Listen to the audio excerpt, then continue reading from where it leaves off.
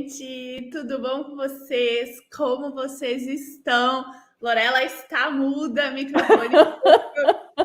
Oi, gente, boa noite. Obrigada por aguardar, né? A gente teve uns probleminhas técnicos aí, entramos então uns 10 minutinhos depois do horário.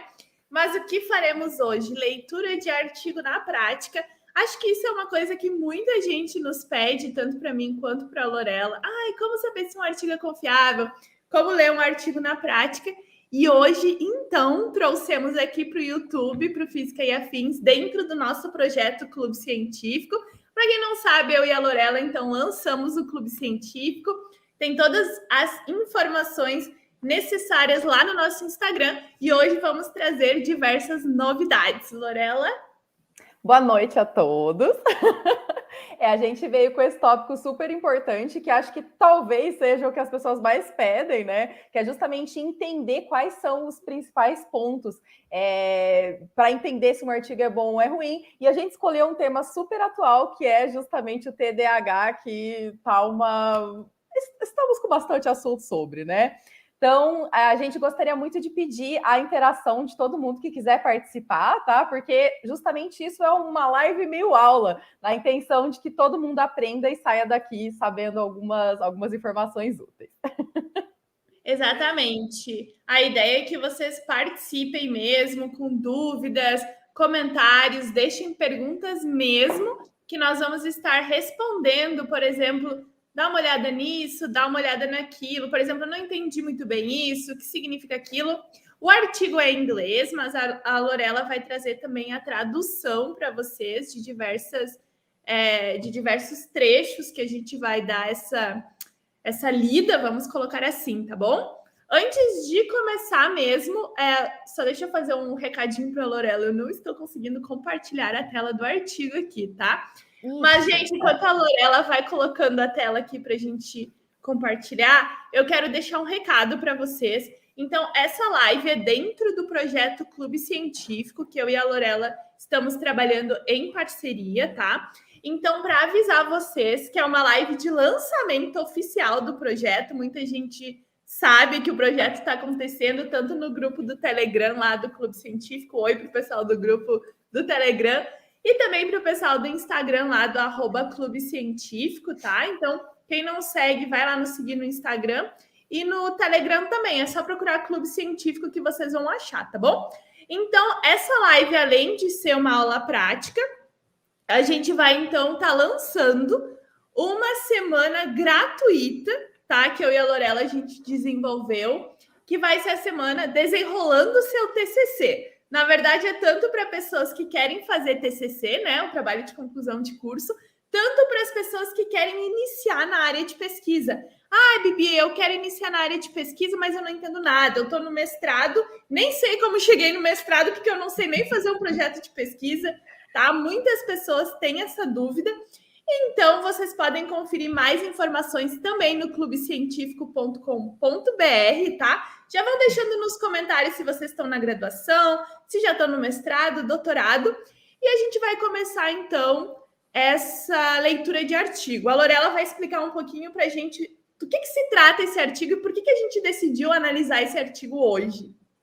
Pronto. Bom, esse artigo, ele é resultado, na verdade, de um post que a gente viu no Instagram, né? Falando justamente sobre a importância, por exemplo, da nutrição no desenvolvimento de TDAH, que é uma linha nova que está surgindo. Então, esse é o artigo, as partes principais, as partes em destaque, estão destacadas. Então, basicamente, esse é o artigo que traz uma relação entre alergia alimentar, alergia respiratória, alergia de pele e transtorno de déficit de atenção / hiperatividade entre crianças, tá? Então, a gente vai... Bom, vamos lá. Primeira coisa, olhando para esse artigo, tá compartilhando ele na tela? Ainda não. Já posso compartilhar? Pode, já pode. Pronto, perfeito. Bom, então, olhando para esse artigo, observando ele aqui, vocês acham que ele é um artigo, pelo título, que tem uma relação? Vocês acham que as crianças que têm mais alergia também têm mais hiperatividade ou TDAH? Ou o contrário também? Se mais TDAH leva a alergia, qual é a relação disso? O que vocês acham? Gente, só enquanto vocês vão respondendo, que tem esse delayzinho entre a nossa pergunta e a resposta, eu acho muito importante essa análise que vai ser feita hoje, para que a gente entenda assim, tudo que está publicado é confiável. As pessoas vêm e falam, nossa, mas, por exemplo, alergia e TDAH, tem 100 artigos no PubMed, então com certeza tem sentido, mas será que cada artigo desse tem sentido? Então eu quero que vocês prestem bastante atenção em tudo que a Lorela vai trazer aqui, para quando alguém mostrar para vocês um artigo, ou vocês encontrarem um artigo, pessoal aqui, ó, graduação, pessoal que está começando iniciação científica, não caiam em artigo ruim, né? Para não usar outra palavra, tá bom? Pronto. Bom, então, tiveram respostas, Bibi? Ainda não. O pessoal só Ainda falou, não, né? eu não acho nada sem ler. Ótimo, é uma boa. É uma boa. Bom, vamos começar aqui falando justamente que esse é um estudo de associação. Ou seja, ele é um estudo de associação, ele vai pegar duas variáveis ou até mais variáveis e ele vai basicamente tentar associar elas, né? Ele vai tentar achar uma correlação. A primeira coisa que a gente tem que saber sobre metodologia científica, a primeira de todas, é que estudos de correlação não significam causa e efeito. O que significa isso? Não significa necessariamente que uma coisa causa a outra. É importante a gente saber que a estatística permite, por exemplo, que a gente correlacione duas coisas. Dá para correlacionar o número de vezes que Lorela usou o azul escuro e o número de pessoas que foram à praia no domingo. É possível fazer isso. A gente pode fazer isso através de fórmulas estatísticas, enfim.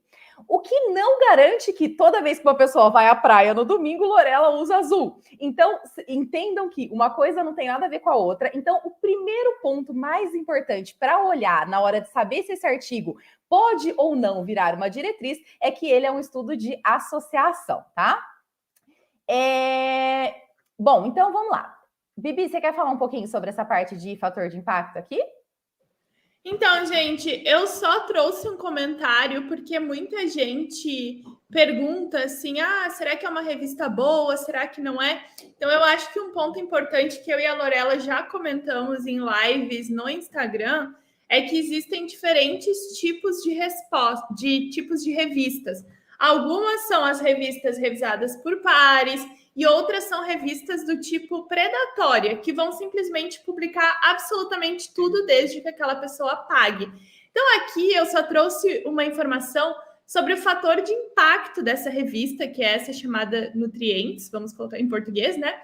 Ele tem um fator de impacto 5,7, é uma revista nova, pelo que eu vi lá nas informações da revista, e que o fator de impacto vem crescendo. Tá, uma Nature, por exemplo, tem um fator de impacto muito mais alto, 30 e poucos, eu acho. Então, a gente tem que tentar entender sobre isso.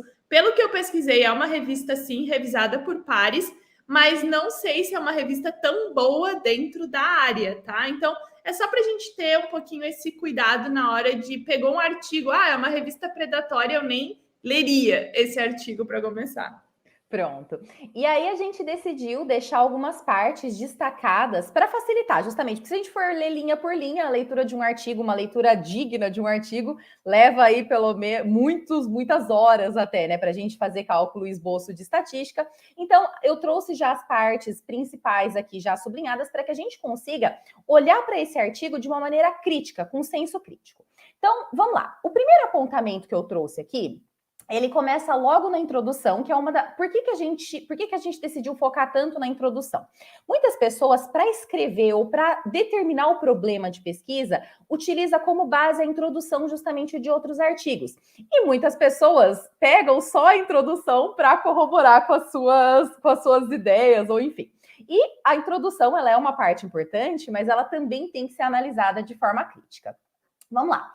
A primeira parte que eu achei mais problemática dizia aqui, dados epidemiológicos mostram um aumento constante na prevalência de TDAH.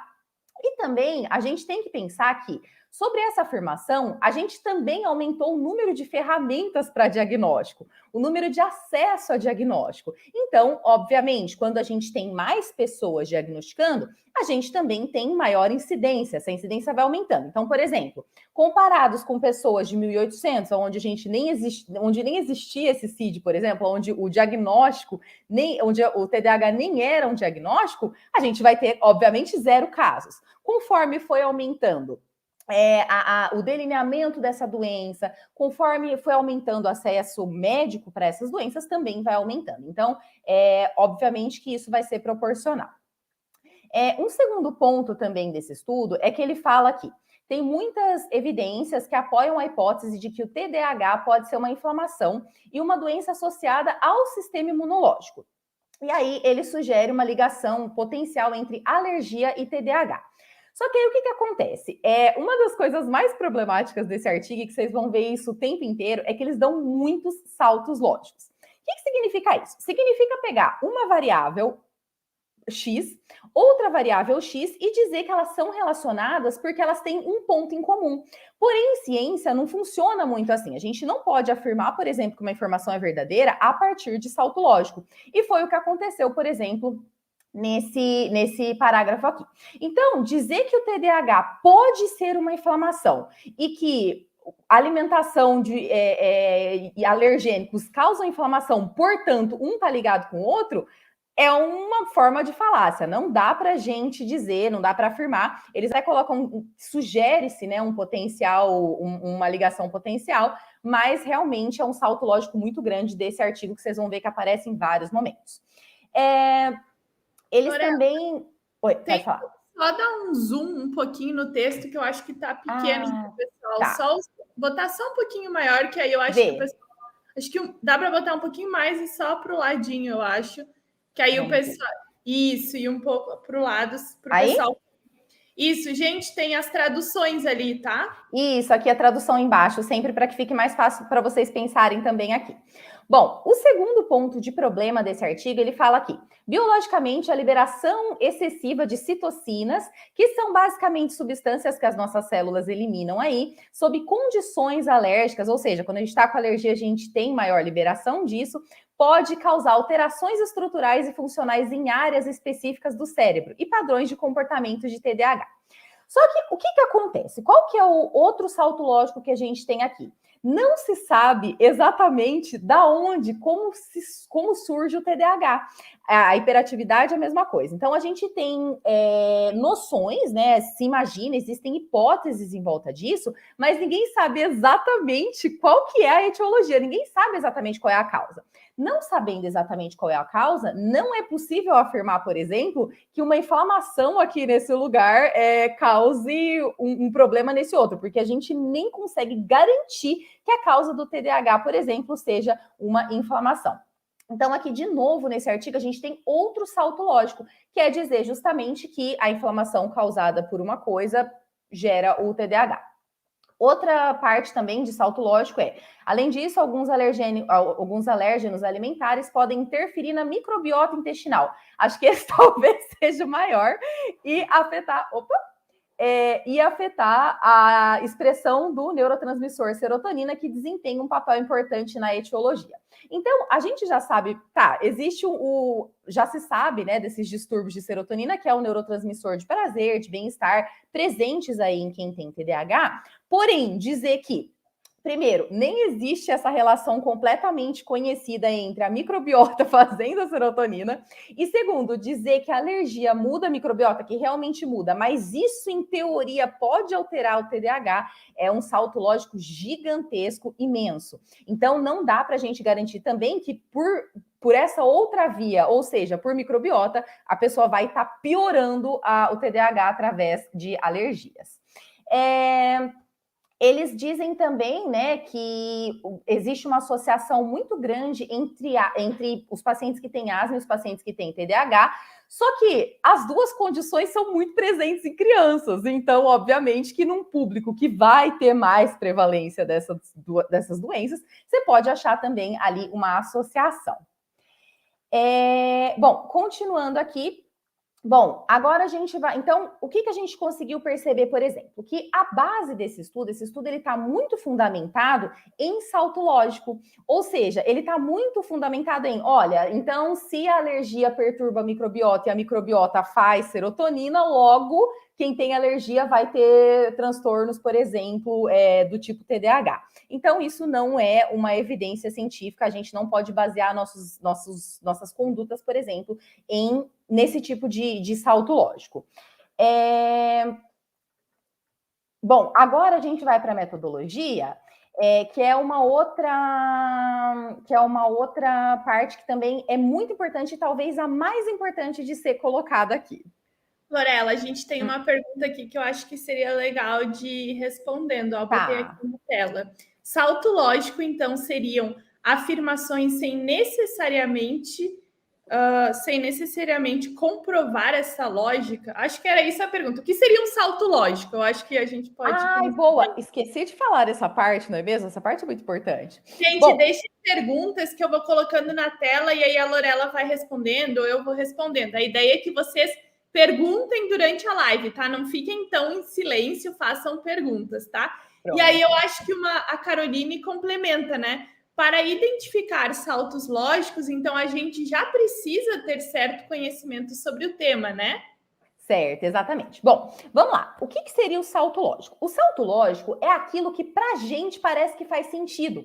Só que a gente não pode esquecer que se tudo que fizesse sentido fosse ciência, a gente não precisaria de testes, a gente não precisaria de ciência. Então, o salto lógico basicamente parte da afirmativa de que, bom, se isso vamos supor, eu vou dar de novo o exemplo da microbiota, que acho que esse foi o mais claro. Então, a gente sabe que quais são as informações científicas que a gente sabe? Que a microbiota, ou seja, as bactérias, vírus e protozoários que moram no seu intestino, contribuem com a formação de serotonina. Essa é a informação 1. A informação 2 é que existem distúrbios de serotonina em quem tem TDAH. Aí, o salto lógico vem de... A gente tem ainda a informação 3, desculpa, que é as alergias perturbam a microbiota intestinal, que é essa flora intestinal. O salto lógico, ele vem de dizer que a alergia perturba a microbiota, logo, se a microbiota faz serotonina e o TDAH vem de distúrbios de serotonina, logo, alergias alimentares pioram o TDAH. Então, basicamente, o salto lógico, ele é aquilo que vai de um lugar para o outro através de informações que não são comprovadas, e sim que são deduzidas pela lógica. Mas em saúde... Por exemplo, acho que uma coisa clássica aqui do canal, salto lógico.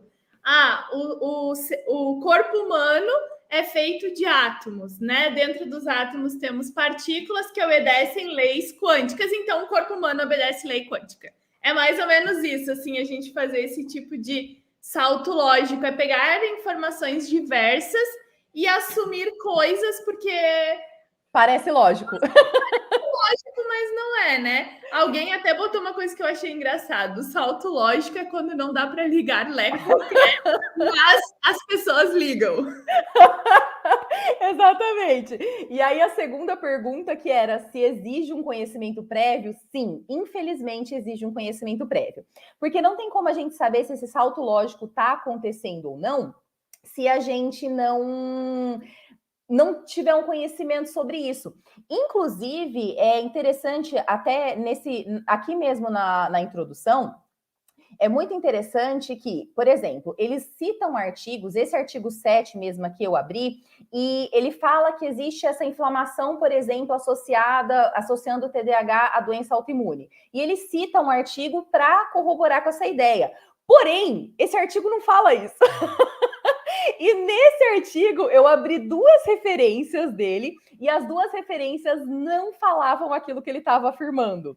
Eu acho legal comentar, até o Edson botou, as afirmações são colocadas com citações de outros trabalhos. E isso é um ponto importante para vocês perceberem em artigos que não são tão bons. É exatamente isso que a Lorela falou. Tal coisa foi comprovada no artigo tal. Tu clica no artigo tal, ele cita 2 artigos. Tu clica naquele outro, vai citar um outro.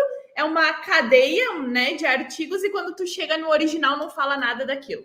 O original tá falando... Eu não sei se já foi ou ainda... Não, enfim, mas assim, eu achei 2 vezes, talvez a gente ainda passe por isso, mas em 2 momentos nesse artigo ele cita informações que, quando eu fui buscar no artigo original, isso é muito importante, conhecer também o artigo original que ele está citando, os artigos que ele citou não falavam isso. Eles eram muito menos enfáticos, então os artigos falavam, talvez isso pode acontecer. Um desses 2 artigos citados, que esses autores afirmaram uma coisa positiva, esse artigo dizia que era negativo, mesmo assim isso foi ignorado e foi colocado só aquela informação. A impressão que eu tive, na verdade, fazendo esse diagnóstico é justamente que parece que não foi muito bem lido, sabe? A impressão que eu tenho é que as referências que eles leram não foram muito bem lidas. E aí eles acabaram fazendo essas outras afirmações que não são verdadeiras, né? Nem até pelos próprios autores. Pronto. Bom, vamos falar da metodologia, então, um pouquinho? Vamos lá. Na metodologia, sempre quando a gente quer pegar se um artigo é bom ou não, a gente precisa necessariamente olhar a metodologia. É a partir da metodologia se a gente sabe, por exemplo, que aquilo tem aplicação ou não. Vou dar exemplos. Imagina que você quer saber, por exemplo, se uva causa obesidade. E aí, esse estudo, ele precisa estar nas mesmas condições daquela população que você quer testar. Por exemplo, você quer saber se a uva causa obesidade em mulheres de 30 a 40 anos. Você vai testar essa hipótese, então tudo na ciência precisa de uma hipótese inicial, mas vocês concordam que não adianta se esse estudo mostrar que a uva causa obesidade em ratos? Então, os estudos fizeram testes em ratos, por exemplo, mostrando que o consumo de uva causa obesidade. Mas se a população que eu quero saber são mulheres de 30 a 40 anos, como que eu posso pegar uma afirmativa feita num rato e extrapolar ela para humano? E isso eu vejo o tempo todo tempo. Eu acho que isso é uma das coisas mais comuns. Frequência, o tempo todo. Eu vejo o tempo todo. Então, é uma coisa que acontece o tempo inteiro, essas extrapolações de artigos, né, de dados, na verdade. Então, talvez eu me arrisco um pouco a dizer isso, mas talvez a parte mais importante de um artigo seja a metodologia. É a partir da metodologia que a gente vai saber se dá para aplicar isso em outras pessoas. E é aqui que está o grande pulo do gato desse artigo. Bom, Bibi, quer dar os recados? Bom, gente, antes de entrarmos então na metodologia, tá? E respondendo, podem ir colocando mais perguntas do que a gente já falou até agora. Se vocês não entenderam algo do começo, a gente pode voltar. A ideia é ter essa interação mesmo, tá? Então, repetindo para quem perdeu o começo da live, tá? A gente está fazendo hoje, então, o lançamento oficial do Clube Científico, que é uma plataforma que eu e a Lorela estamos desenvolvendo em conjunto, tá? E a gente quer anunciar que nos dias 28, 29 e 30 de março teremos uma semana gratuita chamando Desenrolando o TCC. Como essa semana vai funcionar? Nós vamos, então, ter 3 dias de aula, tá? 3 dias completos de aula. Eu, Lorela e Matheus. Matheus é mestre em Sociologia, bacharel em Direito, então ele vai trazer muita informação sobre ciências humanas e sociais para a gente. Então, não é só para exatas ou para saúde, humanas, sociais, todo mundo pode vir, tá? E a gente vai falar sobre como pensar num problema de pesquisa, como ler artigos, ciências humanas são ciência, que tipo de pesquisa a gente faz em ciências humanas, vamos falar um pouquinho de estatística, vamos falar sobre pensamento crítico. Eu já vi que tem gente que começou a iniciação científica e está precisando de ajuda, que colocou aí nos comentários. Então, se inscrevam gratuitamente, tá? Então, essa é uma semana de pré-lançamento de um curso também que eu e a Lorela a gente está criando, que é o TCC na Prática, onde a gente vai falar muito sobre como vocês podem escrever o TCC de vocês. É um curso que vai ocorrer em maio, mas antes a gente está trazendo várias lives informativas e gratuitas para quem tiver interesse, tá? Então se inscrevam aí gratuitamente, não vai ter problema nenhum, a gente vai enviar um link para vocês e vocês participem, e vão ser das 19 às 21 durante 3 dias. Vamos lá, Lorela, metodologia. Bom, vamos lá. Para a metodologia desse estudo, A coisa mais relevante dele, e talvez um dos maiores apelos, é que realmente ele usou uma amostra muito, muito, muito significativa. Deixa eu só pegar aqui os números exatos. Então, a amostra desse estudo foi de 192.573 crianças, ou seja, quase 200 mil crianças participaram desse estudo. Então, olhando, a gente sempre fala sobre a relevância de um número grande, né, de amostra. Olhando para isso, é muito importante ter realmente um número grande de amostra. Porém, meus pequenos gafanhotos, mais importante do que um número bom é fazer uma boa seleção da amostra. Então, vamos lá. Quais foram os principais erros desse artigo? Inclusive, esse artigo é aberto, tá? Dá para todo mundo acessar. Depois vocês podem, a gente pode até deixar o dói aqui para vocês, vocês procurem isso aqui aberto, vocês podem depois fazer esse trabalho sozinhos em casa também. Então, vamos lá. Esse estudo, ele pegou informações do sistema de saúde norte-americano, porém, qual que é o grande problema? Essas informações, elas foram fornecidas pelo adulto responsável pela criança. E aí, a gente já sabe que a gente tem muitos problemas em entrevistas, por exemplo, ou na confiabilidade de informações passadas por outras pessoas.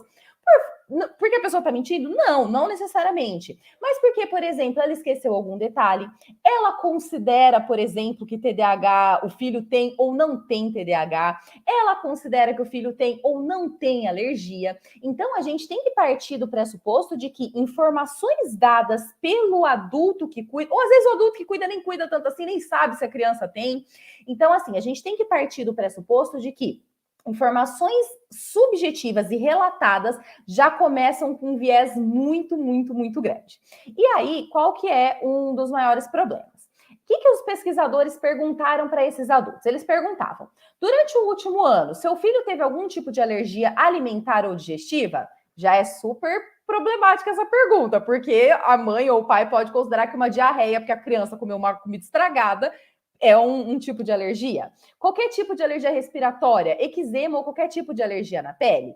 E aí, o TDAH foi definido com base nessa pergunta que foi feita. Mas vocês devem concordar comigo de que isso não é um diagnóstico. A percepção dos pais sobre alergia não é garantia de diagnóstico. O diagnóstico ele tem que ser dado a partir de um planejamento médico. Um diagnóstico médico. O médico tem que olhar, avaliar, descobrir o alergênico e pronto. Não dá para a gente garantir, por exemplo, que esse número de diagnósticos de alergia é real baseado na percepção dos pais de um episódio. Até porque, por exemplo, se a criança, sei lá, tomou sol demais num dia e comeu uma janta que estava estranha, no dia seguinte ela teve insolação e a mãe achou que ela tinha uma alergia a alguma coisa daquela janta, mas era um resultado da insolação, a gente não pode dizer que nesse último ano essa criança teve uma alergia sem que isso seja investigado. Então, a gente já se o diagnóstico, né, se o artigo ele quer ver a relação entre alergias e a gente já parte do erro no diagnóstico de alergia, a gente já parte de uma informação também que está errada, né? Então, isso é um problema muito grande desse artigo aqui. Um outro problema é que, segurem-se onde estiver, o TDAH, ele também foi classificado desse jeito. As pessoas perguntavam o seguinte, os pesquisadores perguntavam o seguinte, algum médico ou profissional de saúde já te disse que seu filho tem TDAH ou transtorno de... TDAH, né, ou transtorno de déficit de atenção, alguma dessas duas classificações? E aí a gente já tem um segundo problema, porque, por exemplo, um dos contextos sociais que a gente tem que entender é que esse estudo ele foi feito nos Estados Unidos, que é um país muito conhecido também por uma superpatologização, ou seja, por muitos diagnósticos feitos. Então, a gente também tem que ter essa noção do contexto social aonde essas pessoas estavam inseridas, inclusive, entender que, por exemplo, se a criança... Gente, todo mundo aqui já ouviu alguma vez a criança que pula do sofá, que come terra, uma criança que vive uma vida normal, enfim. Muita gente ouve falar, essa criança é hiperativa, por exemplo. A gente ouve muito isso. E nunca se sabe, por exemplo, quando um vizinho disse, seu filho é hiperativo, você comprou aquela ideia e você respondeu para os pesquisadores, meu filho é hiperativo. Porque a gente precisa entender que nem sempre é muito clara a diferença para as pessoas entre o que um médico diz e entre o que qualquer pessoa diz também. Então, esse é um outro ponto. Então, a gente já tem erros tanto no diagnóstico da alergia, quanto no diagnóstico também das condições. E quando a gente vai ter uma seleção problemática das duas variáveis que a gente está medindo nesse artigo, consequentemente, é muito difícil dizer que exista qualquer tipo, porque já começou errado. O problema é que o artigo já começou errado. Olha, tem uma perguntinha aqui na tela para a gente responder. Eu quero fazer um outro comentário complementando o que a Lorela falou, que é o seguinte: teve uma pesquisa que foi feita com crianças no espectro autista, tá? Daí não é TDAH, o TEA. E aí os pesquisadores queriam justamente ver a influência que os cuidadores tinham nas crianças ou na percepção que eles tinham dessas crianças. Então, era crianças, eu acho, no espectro autista e com TDAH ou algum tipo de hiperatividade. Aí os pesquisadores fizeram o quê? Eles deram copos com um líquido, tá, para 2 grupos e falaram: um desses grupos o copo contém açúcar, porque os pais falavam que ao comer açúcar essas crianças ficavam muito agitadas, e outro grupo não vai receber o açúcar. Só que o pulo do gato era que nenhum dos copos tinha açúcar, nem os que disseram que poderia ter, nem os que não tinham. E aí todos os cuidadores falaram: nossa, depois que eles tomaram esse copo, eles ficaram agitadíssimos, foi o açúcar, foi o não sei o quê. E aí os pesquisadores falaram: não, mas não tinha açúcar. E aí todo mundo ficou: meu Deus!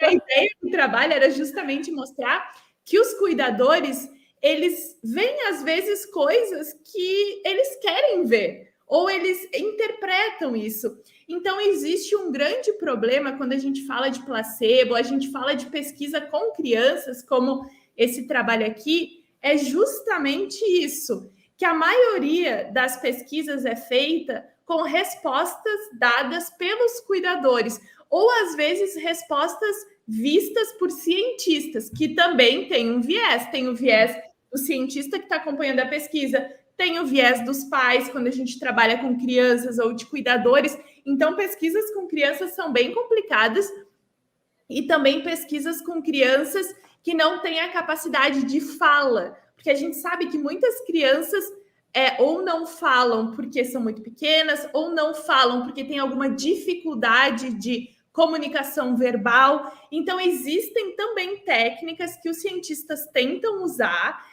para que essas crianças, mesmo não verbalizando o que elas estão sentindo, elas expressem de alguma forma. Aí, claro, também tem o viés da interpretação. Então, tem muito viés envolvido nesses trabalhos, tá? Então, eu acho que é legal quando a gente falar de trabalho com criança, trabalho com espectro autista e crianças, TDAH e crianças, a gente tenha em mente todos esses pormenores, né?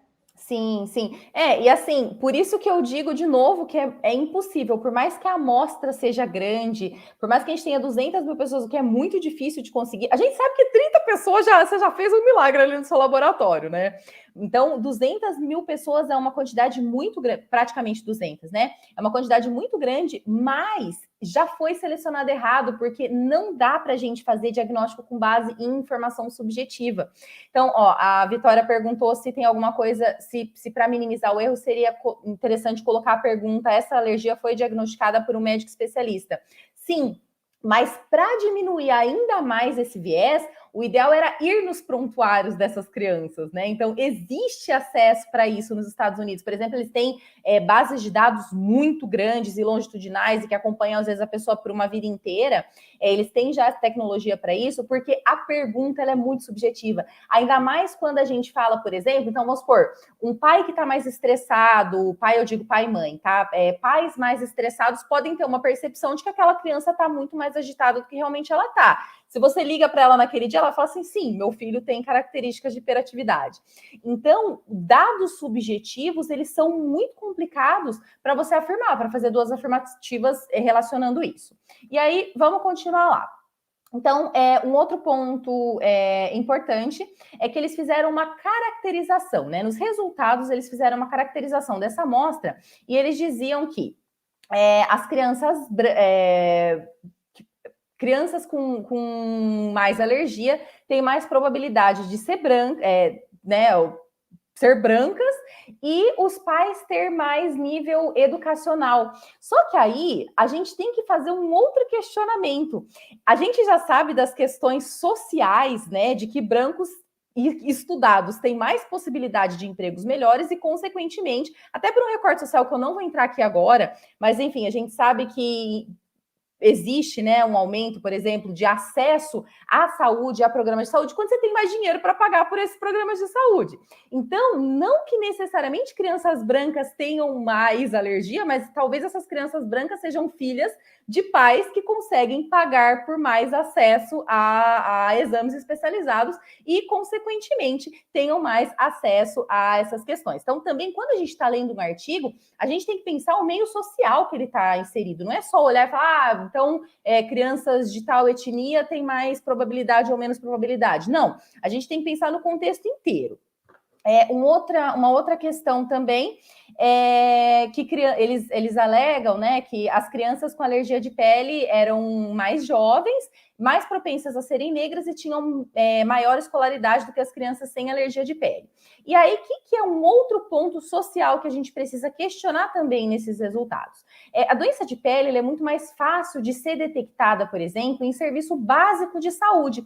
E talvez a explicação disso seja, por exemplo, porque, por exemplo, é muito mais fácil você detectar um problema de pele, porque ele é muito mais visível, por exemplo, claro, não o tipo, mas detectar que ali existe um problema, no serviço básico de saúde. Então, se a gente fala, por exemplo, que as pessoas menos estudadas têm menos acesso à alergia, que é a afirmação anterior, a gente também pode imaginar que em acesso básico de saúde, a gente vai ter mais facilidade para diagnosticar coisa de pele do que coisa específica, por exemplo, como alergia alimentar, que em teoria tem a necessidade de uma coisa muito mais específica e, consequentemente, muito mais cara.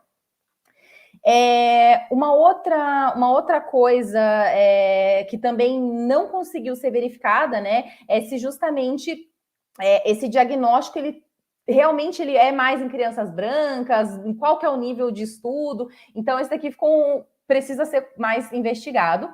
E uma outra coisa também que esse estudo mostra é que as crianças, né, que tinham mais nível de educação, melhor ali, dependendo da parte geográfica que ela morava, elas vão ser mais relacionadas com alergia. Isso é óbvio. Quanto mais acesso e diagnóstico, e quanto mais nível educacional essa família tem, obviamente que é mais fácil, por exemplo, de ela diagnosticar. Então, por exemplo, uma família que tem um nível de estudo maior, também sabe, por exemplo, possivelmente, né, espera-se que ela saiba, que existe a possibilidade de uma criança ter, por exemplo, TDAH.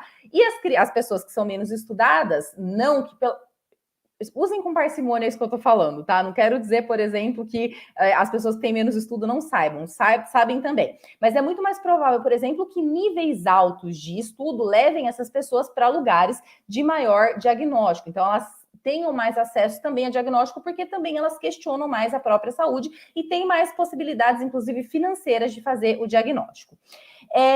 Então, esse estudo ele mostra, né, que existe uma associação significativa entre qualquer tipo de alergia e TDAH em todos os subgrupos. Então, eles fizeram algumas estatísticas e mostraram que, independente de raça, né, de etnia, de idade e também de sexo biológico, existe uma associação significativa entre TDAH e as alergias. E, gente, o que significa isso? Vamos traduzir isso. O que significa? Exatamente isso. Não dá para dizer nada além disso. O que significa é que existe uma associação positiva. Isso pode ser usado, de repente, para fazer diagnóstico? Não. Isso pode ser usado para vender combo de nutrição para alergia? Não. Isso diz alguma coisa além de que existe uma associação positiva? Não. Então, esse estudo, basicamente, é um estudo de caracterização. Ele caracterizou e ele encontrou essa associação positiva, assim como se espera que crianças tenham mais alergia para todas as causas também. Bom, vamos ver o que mais. Aí eles falam também que a associação persistiu mesmo depois do ajuste para essas variáveis, como eu disse aí antes. Mas o principal é que, se o diagnóstico inicial for errado, então baseado na subjetividade dos pais, baseado no que os pais acham que é a doença, baseado no que os pais também acreditam que seja alergia, já está errado, porque não tem como você dar esse diagnóstico a partir de uma coisa que já começou errada. Uma outra parte importante é que eles falam também, aí de novo, aqui os saltos lógicos, né? Que as citocinas inflamatórias produzidas em condições alérgicas, então, só para a gente dar abrir um parênteses aqui, as alergias, quando uma pessoa está com alergia, ela começa a produzir algumas substâncias, que são essas citocinas, tá? Que basicamente sinalizam quando tem alguma inflamação acontecendo. E aí eles dizem que esse aumento dessas citocinas é capaz, por exemplo, de mudar, fazer alterações ali até a nível neurológico, piorando a questão do TDAH. Mas a gente tem duas coisas aqui problemáticas. Primeiro, a gente ainda não sabe exatamente o papel de cada citocina, então não dá para garantir, por exemplo, que esse aumento pode piorar ou mexer na estrutura, né, tanto ali neurológica quanto de neurotransmissores, e também a gente não pode afirmar que uma coisa tem a ver com a outra. Novamente aqui, salto lógico. E por último, a conclusão desse estudo é que ele encontrou uma associação significativa positiva entre as condições de alergia, né, tanto as respiratórias quanto as cutâneas, enfim, e o TDAH. Embora os mecanismos detalhados que ligam a alergia alimentar e outras condições ao TDAH ainda não sejam compreendidos, os médicos devem estar cientes do risco aumentado de TDAH como uma comorbidade em condições alérgicas. E aí, como se não bastasse, ele ainda finaliza com esse trem aqui, que é para deixar o médico ainda mais, diagnosticando ainda mais. Mas, de novo, essa pesquisa, ela só mostra que só dá para associar. E aí, uma coisa muito importante que a gente precisa discutir aqui é justamente, esse artigo é ruim? Esse artigo é de má qualidade? Esses pesquisadores, eles estavam mal intencionados? Eles... pode falar. Eu ia falar, ainda não dá a resposta. Eu só ia falar para te esperar para ver o que o pessoal vai colocar nas respostas, tá? Eu só fiz a Lorela, aquele para o estilo João Kleber. Eu quero que vocês respondam comentários mesmo do que a gente leu até agora, o que vocês acharam que mais chamou a atenção. Se vocês tivessem visto esses estudos, vocês teriam pensado que esse artigo era bom antes da gente comentar? Alguém falou, era exatamente isso que eu ia perguntar. Então, talvez até agora algumas pessoas não entenderam se podia levar em consideração, se não podia levar em consideração. Então, isso é uma pergunta excelente que a gente vai discutir um pouquinho mais agora, tá? Mas eu só vou voltar aqui em alguns comentários que alguém tinha feito antes, tá? Bibi, você acha que a gente pode parar de compartilhar aqui e ficar só no vídeo discutindo? Acho que sim, a gente pode ficar só no vídeo mesmo, que eu acho que fica melhor, a gente fica maior. Fica maior. Exatamente. A Luísa disse, é um artigo inconclusivo, não confiei. Se eu tivesse lido antes de vocês comentarem, iria achar bom. Essa é uma das ideias desse tipo de live, né? E até, na verdade... bom, vamos lá. Ela disse até que é um artigo inconclusivo. Na verdade, eu vou ter que só adicionar um pouquinho aqui. Na verdade, ele não é um artigo inconclusivo. Ele conclui que existe uma relação significativa entre alergia e TDAH. Só que é aí que ele para. O que é inconclusivo, por exemplo, é uma pessoa que pegue essas informações e vá vender um protocolo contra alergias para o seu filho que tem TDAH, já que crianças que têm TDAH têm mais chance de alergia. Então, na verdade, esse artigo, ele cumpre aquilo que ele propõe, que é justamente achar uma relação. O problema está em nós, que vamos ler esse artigo e tirar ou não conclusões. Então, a gente tem que ter a noção por isso. Bom, vamos lá. Pode dar resposta? Olha, calma, o pessoal comentou bastante. Eu só quero trazer um pouquinho os comentários das pessoas, que eu acho legal essa nossa interatividade. A Caroline disse, eu teria pensado que era bom sim, mas acho que principalmente por eu não ter tanto conhecimento sobre o assunto. A Karina falou, fazer uma pesquisa dessa e não ser criterioso no processo todo é sacanagem. Aí alguém falou, não, mas se eu não tivesse TDAH e já não tivesse esse conhecimento, talvez, olha, conhecimento de base, ele é bem importante também, né? A Rafaela disse, Acho que não foi má intenção, mas falta de preparo e senso crítico dos próprios pesquisadores. Talvez, e uma pausa dramática ali, 3 pontinhos. Acho que, conclusão, confia.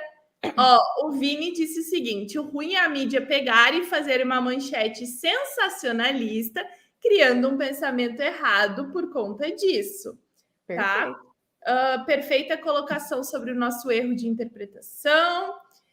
Confesso que sem essas considerações sociais e econômicas eu teria achado um artigo confiável. Então vai lá, Lorela. Acho que muitas pessoas, muitas respostas. E aí? Eu gostei, achei as respostas boas, sinceras. E a primeira coisa que a gente tem que saber quando a gente é cientista, tá lendo ciência e enfim, é que a gente erra também. E a gente tem que estar muito aberto para errar. Eu acho que essa nobreza de dizer, olha, talvez eu achei que fosse, mas não era, isso é muito importante. Mas vamos lá. Basicamente, esse artigo não quer dizer que ele é um artigo ruim, que as pessoas estavam mal intencionadas, que os pesquisadores, meu Deus, eles querem achar como que eles deixaram passar coisas. Na verdade, não. Esse artigo ele cumpriu o papel que ele tinha, que basicamente era achar uma associação. O problema está em quem vai pegar esse artigo e fazer afirmações sobre ele. Porque, por exemplo, esse estudo, ele mostra para mim, hoje, a partir da existência desse estudo, eu posso afirmar, por exemplo, que existe uma correlação, mas só entender que correlação não significa causa, que é aquilo que a gente falou lá no começo. Eu posso dizer que talvez crianças que têm alergia tenham mais associação, tem correlação com isso, sim, mas eu não posso dizer que um está relacionado com o outro, porque, de novo, estudos associativos, eles não me dizem sobre causa e efeito. Eles só me dizem que existe uma relação. Então, porque senão a gente entra muito num jogo de mocinho e vilão, e esses pesquisadores horríveis, e como que essa revista provou, e que coisa, como que a ciência pode deixar isso acontecer. Na verdade, não tem nada de errado aqui. Eles só cumpriram aquilo que eles se propuseram em uma metodologia que precisa ser interpretada por nós, que vamos ler. Então, basicamente, quando eu leio esse artigo, eu tenho que ter a noção de que eu não posso carregar ele para a minha prática clínica, e eu nem posso fazer afirmações sobre ele dentro de um contexto que não seja exatamente esse do artigo. A gente precisa entender que a limitação dele é justamente não me dar previsões, porque ele não é um artigo de causa e efeito. Ele só é um artigo que precisa muito, extremamente, de interpretação, assim como todos. Por isso que ler ciência pode parecer, a princípio, uma coisa muito fácil, e a gente acaba errando muito, por exemplo, ao só ler o resumo, né? Ali as partes principais do artigo, ou até a conclusão, justamente porque a beleza da ciência e a capacidade de leitura científica, ela se esconde justamente nesses pequenos questionamentos de senso crítico que a gente tem que ter ao avaliar a condição social, ao avaliar o contexto social, ao avaliar o contexto que essas pessoas estão inseridas, ao avaliar, por exemplo, quais motivos levariam essas pessoas a responder que sim ou que não, ou enfim, todos esses vieses. Então, a parte principal, entendam que aqui nem é o estudo, mas é, na verdade, quem interpreta. Então, a interpretação, saber interpretar esses artigos, entender na base qual é o papel de quem lê isso, que é o mais importante aqui, justamente para a gente não cometer erros e não propagar falácia, por exemplo, e pseudociência. Exato. O Vini até me lembrou que eu comentei um dia nos stories a questão do ômega 3 reduzir transtornos depressivos. Eu acho que a Lorela fez um post também, né, de ômega 3 e depressão, e a maioria dos lugares que eu vi vendendo esse ômega 3 e oferecendo contra depressão, vamos colocar assim, eles falavam exatamente isso. No Japão, falavam sempre de Japão. No Japão, as pessoas têm menos depressão e consomem muito ômega 3 por conta de peixes. Logo, salto lógico. Não, e é um salto lógico bizarríssimo, porque a maioria das pessoas nem entende como funciona no Japão a questão de depressão e todo o estigma social existente assim sobre depressão. No Japão, depressão é um tabu. A maioria das pessoas tem vergonha de falar que tem depressão, jamais vai admitir. Tem gente que prefere, sei lá, cometer assim suicídio mesmo, desculpa estar falando isso, do que dizer que tem uma depressão. Então é totalmente é ridículo tu dizer que no Japão tem menos depressão e que as pessoas consomem ômega 3, por isso o ômega 3 reduz depressão se tu não levar em consideração todo o contexto social de uma cultura, de uma sociedade.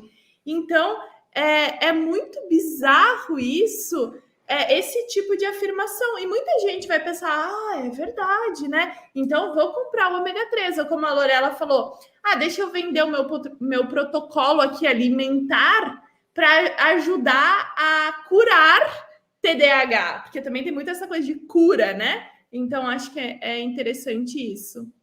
E esses pontos, eles são todos muito importantes também, porque, por exemplo, imagina que um charlatão tem acesso a esse estudo, né? Um picareta tem acesso a esse estudo, e ele vai falar que agora ele desenvolveu um protocolo contra alergias e que vai melhorar muito a vida do teu filho que tem, por exemplo, TDAH, e você, como um pai ou um irmão, enfim, um familiar, ou um cuidador, enfim, preocupado, você vai falar assim, bom, eu quero que essa pessoa melhore, eu gostaria que, por exemplo, ela não tivesse, enfim, crises ou coisas nesse sentido. Um picareta, ele pode pegar esse estudo e falar, é baseado em evidências científicas. E realmente é baseado em evidências científicas, que não servem para o propósito de dizer que um protocolo de alimentação antialérgica, porque isso logo vai surgir, porque agora a gente está na moda do anti-inflamatório, logo vai ser antialérgico, um protocolo de dieta antialérgica para melhorar ou até curar o TDAH. Então, é muito importante, de novo, que a única... Gente, isso guardem para a vida de vocês. A única ferramenta contra qualquer tipo de pseudociência ou a favor da ciência é senso crítico. É questionar, é olhar para a informação e não acreditar. Não acreditar, inclusive, nessa análise do artigo. Pega o artigo e vai ler, vai questionar você também. Então, é pegar essas informações e questionar, perguntar. Tá, apareceu aqui que criança que tem mais alergia, os pais estudam mais. Será que esses pais, por quê? Se eles tiveram mais estudo, possivelmente eles têm empregos melhores. Se eles têm empregos melhores, eles têm como pagar diagnóstico. Se eles têm como pagar diagnóstico, essa criança é mais diagnosticada. Então, começar a observar esses outros pontos é muito importante também para a gente não ficar só no é baseado em evidência, porque tá, realmente mas que tipo de evidência? Qual é a qualidade dessa evidência? E é um dado muito preocupante, eu não vou lembrar exatamente o número, mas eu lembro que o número de artigos publicados de boa qualidade que passam por esses crivos de uma maneira muito importante é baixíssimo. É tipo, sei lá, era coisa tipo, menos de 10% das publicações podem ser usadas como referência. Então, outra coisa aí. O comentário do Wendel aqui eu achei bem interessante. Há algum tempo vi um artigo no qual se fazia associação entre o aumento de número de celulares e aumento de casos de câncer. Vi matéria falando que pesquisadora descobriu que celular causa câncer. É sobre isso. Exatamente. Então, de novo, uma das maiores ferramentas, acho que da pseudociência é justamente o salto lógico, né? Porque eles pegam uma informação científica, eles misturam com uma informação tirada do sovaco e eles juntam aquilo e assim, pronto, a medicina baseada em evidências científicas, né? Eu acho Exato, vivências. Exatamente. Olha só, a Caroline fez uma pergunta aqui que eu acho bem legal. Como vocês acreditam que a gente pode trabalhar esse senso crítico? Tá. Para. Semana do dia 29. Semana do dia 29, gente. Eu tô deixando o link aqui. A Lorela fez o João Kleber igualzinho. Eu fiquei, tipo, estática. Olha só, gente. Eu tô deixando o link. A primeira aula do dia 28, na verdade, eu vou dar essa aula com o maior sangue nos olhos, que vai ser uma aula inteira sobre pensamento crítico, tá? É para vocês saírem da aula pensando, alguém falar que quer tomar uma água. Por que uma água? Estou parecendo estranho? Água é bom? Água faz bem? Da onde veio essa água? É tipo isso. Não, mas falando sério, olha só. O pensamento crítico é uma habilidade que a gente tem que desenvolver, tá? Ninguém nasce crítico, assim como ninguém nasce cético. Ceticismo e pensamento crítico são habilidades que a gente desenvolve treinando. Se a gente para de treinar ou se a gente dorme no ponto, a gente já tá aqui pensando assim, meu Deus, será? Que estranho. Então, olha só, eu sempre falo que existem 5 coisas que a gente sempre tem que se perguntar quando alguém nos conta alguma informação. Quais 5 coisas são essas? Vamos lá. Se vocês veem uma informação, por exemplo, a informação do pesquisador descobriu que celular causa câncer. Aí vocês vão perguntar assim, primeiro, vamos lá, quem é que está me passando essa informação? Primeiro, já pensa assim, quem está me passando? Segundo, por que essa pessoa está me passando essa informação? Por que esse lugar está me passando essa informação? O que esse lugar ganha com isso? Já é uma outra pergunta. Terceiro ponto, a gente vai se perguntar o que eu conheço sobre esse tema. O que eu sei sobre isso antes de ler essa notícia? Por exemplo, eu uso celular há uns 10 anos, nunca tive câncer, talvez conheça pessoas que usam também, não tiveram câncer, tá? Já conheci uma pessoa... Então, tu tem que pensar o que tu tem de base sobre isso. Que nem os comentários anteriores, quando a Lorela estava lendo o texto, né? E alguém falou assim, então já tem que saber um pouco sobre TDAH, um pouco sobre isso, para não dar um salto lógico. Então, a gente tem que pensar, o que eu já sei sobre isso? Aí, quarto ponto, como é que eu posso juntar o que eu já sei com o que eu estou aprendendo aqui, né? E o quinto ponto será que eu sei responder todas as perguntas anteriores? Se eu não sei responder todas as perguntas, eu preciso pesquisar e não compartilhar, e não acreditar e não comprar o produto. Então, por exemplo, poxa, eu não sei nada sobre celular e câncer, absolutamente nada. Então, eu já parei por aí, já não acredito. Se eu vejo, essa pessoa está me vendendo esse protocolo, esse produto, porque ela está lucrando com isso. Opa! Se ela está lucrando com isso, aquela máxima, invente um problema e venda uma solução. Então, a gente já dá uma pausa por aí, entendeu? Então, é justamente isso. O pensamento crítico, ele é uma habilidade. E existem... O que eu acho mais louco, que eu vou deixar para o dia 28 aí, só para atiçar a curiosidade de vocês, é que a gente tem o viés consciente e o viés inconsciente. Todo mundo tem. Eu tenho, a Lorela tem, vocês têm.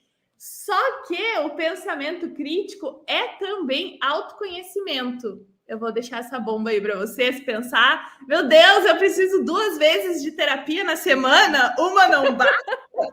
Então, pensamento crítico também é autoconhecimento, tá, gente? Se inscrevam aí no link de graça e a gente vai falar sobre isso dia 28. Eu já vou preparar intenso. Tragam cadernos que a coisa vai ser louca.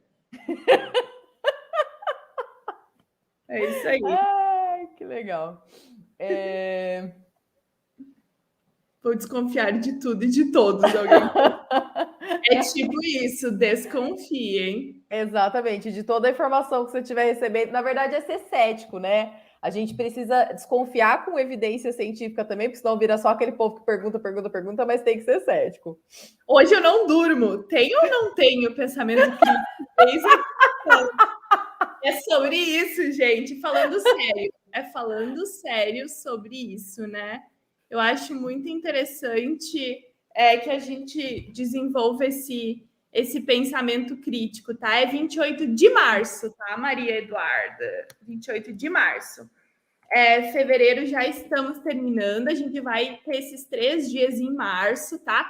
Lembrando que o Matheus vai participar com a gente, Matheus é da Sociologia e do Direito, inclusive eu vou abrir para vocês a página aqui, só para a gente mostrar rapidinho que a página ficou maravilhosa, e eu preciso compartilhar também. Lorela, quer ir dando mais algum recado? Eu vou mostrando aqui a página para gente. Olha, eu acho que, bom, visto tudo isso, né, a ferramenta que a gente tem é se aperfeiçoar. E aí eu acho, honestamente, façam esses 3 dias que a gente está preparando com muito, muito carinho. Já faz um tempinho que a gente está trabalhando nisso, para justamente melhorar as ferramentas. Meses. Vamos valorizar o nosso trabalho, né? Porque realmente faz meses. O tempinho parece que a gente começou ontem, né? Enfim, fazem meses que a gente está trabalhando nisso. justamente para trazer para vocês um pouco mais de pensamento, porque vocês já conseguem observar que não adianta a gente ter a ferramenta que é o artigo científico se a gente não souber questionar isso, se a gente não souber o que fazer com esse artigo. Olha, gente, então aqui é a nossa página, tá? Eu só quero vir aqui para baixo, ó. Euzinha, dá para ver, Lorela? Euzinha, maravilhosa! Lorela maravilhosa e Matheus França, sociólogo do direito, mestrado em direito, pesquisador, tá bom? Então vocês podem ler aqui a descrição do Matheus, tem o Instagram dele, Matheus já participou do canal também, temos Lorela, temos eu. Então, aula 1 falaremos sobre pensamento crítico, aula teórica e prática, teremos exercícios. Depois, como saber se um artigo é confiável, a gente vai falar um pouquinho sobre tipos de estudos. Também vamos falar aqui sobre as partes de ciências humanas, na aula 3 também, tá? Então, os primeiros passos para escolher o tema do seu TCC, aula teórica e prática. Então, venham participar, tá? É gratuito, todo mundo pode, não precisa só para quem está fazendo um TCC, mestrado, pessoal do ensino médio, pessoal que já se formou, venham participar, tá bom? Vocês têm mais para quem vocês sabem também que tá nessa fase, né? Que às vezes a pessoa não tá aqui, tá na aula agora, lutando para fazer o TCC, já manda também. Compartilhem nos grupos, gente. Compartilhem para todo mundo, por favor, que vai nos ajudar muito. Estamos aí há meses fazendo esse projeto bem legal. O Matheus está participando. Depois, mais para frente, vamos liberar mais novidades, que é um outro projeto dentro do Clube Científico, que aí vai ter muito mais pesquisadores. Juliana estava por aí, vai participar, Matheus. Vamos ter mais pesquisadores de diversas áreas, tá? Então, gente, olha só. Mais alguma pergunta, mais algum comentário? Vamos nos encaminhar para o encerramento da nossa live. Espero que vocês tenham gostado. A gente preparou com muito carinho. Olha, ganhamos um superchat. Obrigada, Gustavo. É mais importante, obrigado, vou participar, certo? E deixem o like, pessoal. Isso aí. Então, gente, é sério mesmo, tá? Então, as aulas vão estar bem legais, serão 2 horas de aula por dia, por isso que vai ser bem pesado mesmo. A gente quer trazer muita informação para vocês. E é isso, gente. Eu acho que a gente vai trazer em breve mais lives desse tipo. Eu acho que vai ser bem legal para a gente poder compartilhar com vocês. Espero que vocês tenham gostado, então. E acho que é isso, né, Lorela? E sigam a gente lá no Clube Científico. Aqui, Clube Científico. Tem o grupo do Telegram também, tá, gente? O Instagram, o Telegram também, Clube Científico. E para se inscrever é só digitar www.clubecientifico.com.br. E eu agradeço a presença de todos. Acho que vocês gostaram. O pessoal está agradecendo, foi muito bom, obrigado. Sobre plataformas, a gente vai falar também nessa semana, tá? Não se preocupem que a gente vai falar sobre isso, tá bom? Beijo para vocês, gente. Tchau, até a próxima. Tchau.